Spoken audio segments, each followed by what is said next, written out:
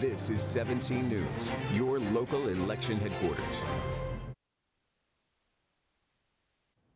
And welcome back to your Election Connection. Jim Scott along with Maddie Gannon. We're getting some numbers in tonight, but we are also keeping track of the candidates at various parties, watch parties around Kern County tonight. And first, we're going to go to 17's Christian Galeno, who's watching with the Democrats at International Brotherhood of Electrical Workers Hall. Christian, good evening.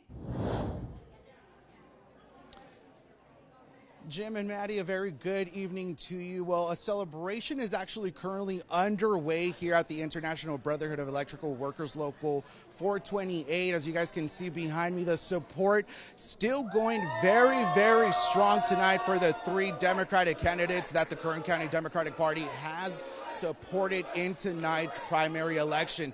Now, one of those candidates obviously is Gill. That race coming in very, very tight right now. And joining me now is actually Gill as well. Louis, thank you so much for being here with us tonight. Obviously, the numbers are showing what we obviously didn't want to see tonight, but the support is still going strong.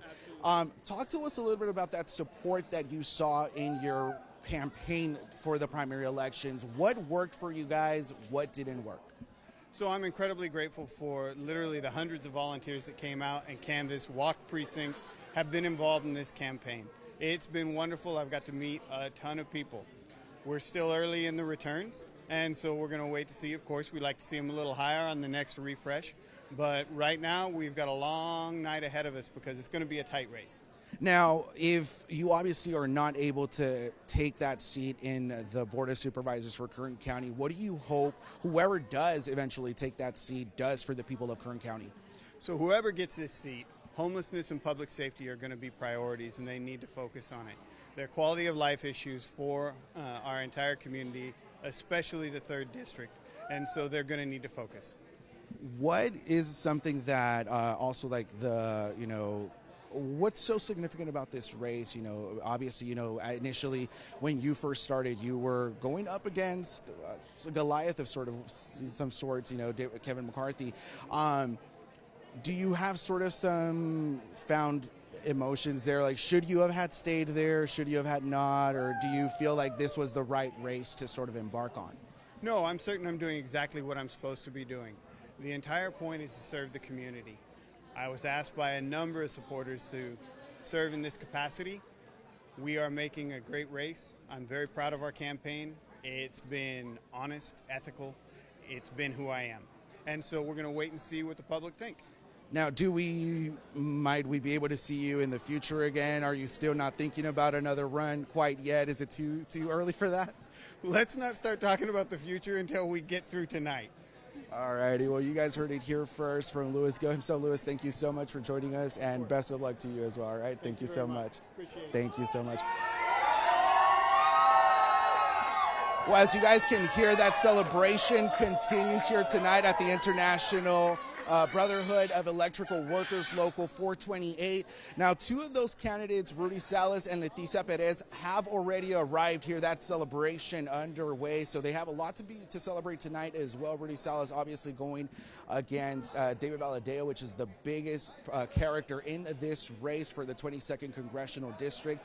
And then Leticia Perez coming with a little bit more of that 60% to hopefully succeed Rudy Salas in his current position as well. For now, reporting live in central Bakersfield from the International Brotherhood of Electrical Workers, sending it back to you guys in the studio, Maddie and Jim. All right, Christian, thank you. Our Bob Price is covering the GOP watch party at the 1933 Speakeasy Bar and Grill in Northwest Bakersfield, and he has one of the other candidates in that 3rd District Supervisor's race with him now. Good evening, Bob.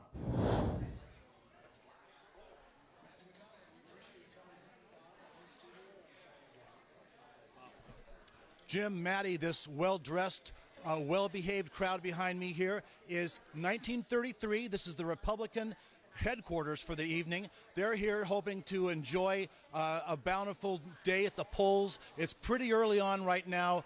No one is overly excited or depressed right now. they're still hoping for the best and just enjoying some food and some drinks here at 1933 in Northwest Bakersfield. I am with one of the candidates tonight. There's only a couple of candidates in the House, but one of them is Jeff Flores, who's running for 3rd District Supervisor. Jeff, how are you feeling tonight? I'm feeling good. I'm cautiously optimistic, and I'm eagerly awaiting the more returns to come in. But I feel good right now. I'm content and at peace. In a 3-person race, you are right now at number 1. You got about a 5-point advantage right now. At this point, the polls have closed, and you allow yourself a chance to take a deep breath, or how do you celebrate or not celebrate right now? Right now, I'm just closely monitoring the results as they come in. I think we have a couple more refreshes tonight, and I think with each refresh, we get closer and closer to a sense of final trajectory of where this is going to go. And so that's the anticipation right now. And right now, we're kind of quiet, but the next couple refreshes, we'll start to see what's going to really happen. Quick little civics lesson for people who may not be aware. If no candidate gets 50% plus 1, what happens? So if that is the scenario that happens tonight, which might be likely, then the top 2 candidates will go forward to the general election, and we'll have a general election one more time. As it stands right now, you're one of those guys. And I hope to stay there. Well, Jeff Flores, thank you. Also here tonight is Todd Reeves, who's running for assessor. He's running against